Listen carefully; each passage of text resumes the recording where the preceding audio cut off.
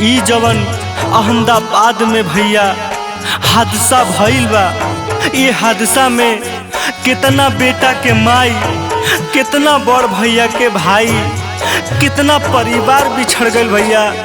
ई कोनो मामूली हादसा ना बा भैया। केहू के भी शरीर के पता ना चलता कि केकर ह।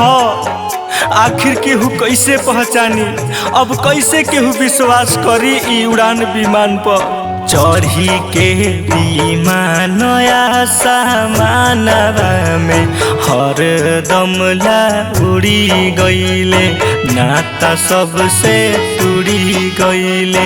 रोतारी बेटी महतरिया हो, मुहावा के मुड़ी गईले, नाता सबसे टूटी गईले।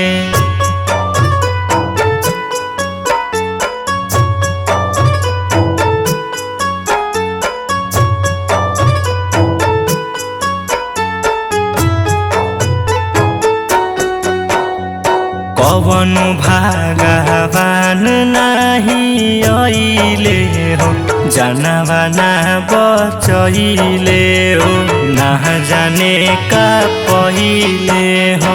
चढ़ी के विमान आसमानवा में हरदम ला उड़ी गईले, नाता सबसे तोड़ी गईले।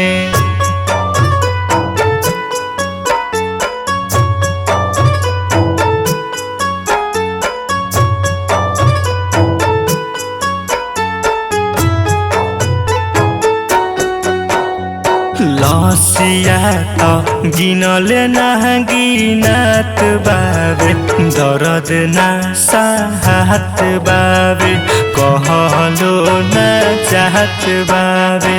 चढ़ी के विमान आसमानवा में हरदम ला उड़ी गईले, नाता सबसे टूटी गईले।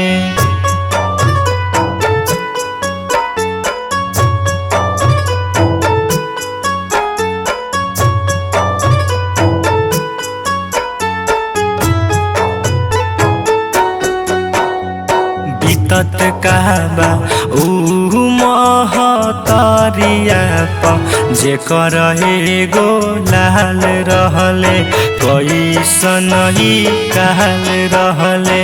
गोलू सरगम रोई रोई कहे, सबसे ही सवाल रहे, सबसे ही सवाल रहे।